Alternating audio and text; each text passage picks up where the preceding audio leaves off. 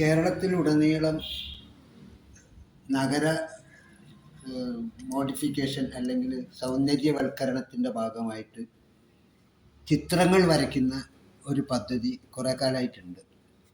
കോഴിക്കോട് നഗരത്തിലെ ഒരുവിധം എല്ലാ റോഡുകളിലും ചിത്രങ്ങളുണ്ട്. പാളയത്തുണ്ട്, കുറച്ചുകൂടി നല്ല ചിത്രങ്ങളുണ്ട്. എന്നാൽ ഞാൻ ബാംഗ്ലൂർ നഗരത്തിൽ ഒരു അതിമനോഹരമായ ചുമർ ചിത്രം ചിത്രകഥ എന്നൊക്കെ പറയുന്ന രീതിയിലുള്ള ചിത്രങ്ങൾ കാണാൻ പറ്റി. ഭയങ്കര രസമാണ്. അവിടെ എന്താ വെച്ചാൽ കർണാടകയുടെ സംസ്കാരം, ചരിത്രം, നാടോടിക്കഥകൾ എന്നിവയെ ആസ്പദമാക്കിയിട്ടുള്ള നിരവധി മ്യൂറൽ സ്റ്റൈലിലുള്ള ചിത്രങ്ങളാണ് വരച്ചത്. അത് നല്ല കടും കളറുകൾ തന്നെ ഭയങ്കര ഭംഗിയുള്ളതാണ്. അപ്പോൾ അങ്ങനെ ഒരു ചിത്രത്തെക്കുറിച്ചാണ് ഞാൻ ഇന്ന് പറയുന്നത്. ഓൾഡ് എയർപോർട്ട് റോഡുണ്ട് അവിടെ, മുരുകേഷ് പാളയം എന്നൊക്കെ പറഞ്ഞു. അവിടുന്ന് ഇങ്ങനെ കാലത്ത് നടക്കുമ്പോൾ പെട്ടെന്ന് എൻ്റെ കണ്ണിൽപ്പെട്ടത് ഒരു ചിത്രകഥ മനോഹരമായിട്ട് അവതരിപ്പിച്ചിട്ടുള്ള ഒരു ഭാഗമാണ്.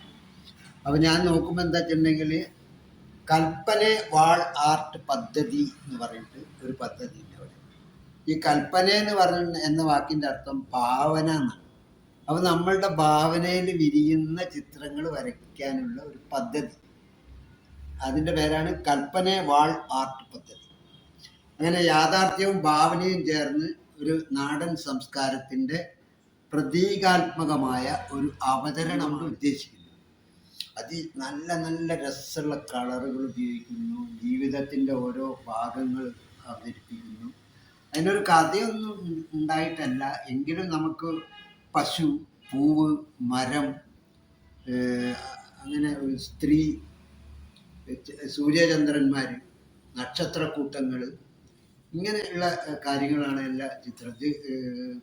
അത് നോക്കുമ്പോൾ എന്താ വെച്ചാൽ അത് ഒരു പ്രത്യേക ഈ കൽപ്പന എന്ന് പറയുന്ന ഒരു പദ്ധതിയുടെ കൽപ്പന ഞാൻ പറഞ്ഞല്ലോ, ഭാവനയിൽ വിരിഞ്ഞ ഒരു ചിത്രമാണ്. അവർ പറയുന്നത് എന്താ വെച്ചാൽ പ്രകൃതിയോടൊപ്പം ജീവിക്കുന്ന ഗ്രാമീണ ജീവിതമാണ് യഥാർത്ഥ സമൃദ്ധി. അതാണ് സമൃദ്ധി. പശുവും മരവും സ്ത്രീയും ചേർന്നാണ് ജീവിതത്തിൻ്റെ പൂർണ്ണത നേടുന്നത് എന്നാണ് മറ്റൊരു ആപ്തവാക്യം അവരുടെ. ഓൾഡ് എയർപോർട്ട് റോഡിൽ നിന്നും പിന്നീട് കാണാൻ കഴിഞ്ഞിട്ടുള്ളൊരു ഭയങ്കര രസമുള്ള ഒരു സംഭവത്തിൽ ഇതിൽ തന്നെ കുറേ കാര്യങ്ങൾ പറയുന്നുണ്ട്. അത് ഒന്ന്, പ്രകൃതിയുടെ നിത്യചക്രത്തെ സൂചിപ്പിക്കുന്നു ഈ സാധനം. പിന്നെ കുറേ അർത്ഥമുണ്ട്. പശു സത്യത്തിൻ്റെയും മാതൃത്വത്തിൻ്റെയും കാർഷിക സമൃദ്ധിയുടെയും പ്രതീകമാണെന്നാണ് പറയുന്നത്.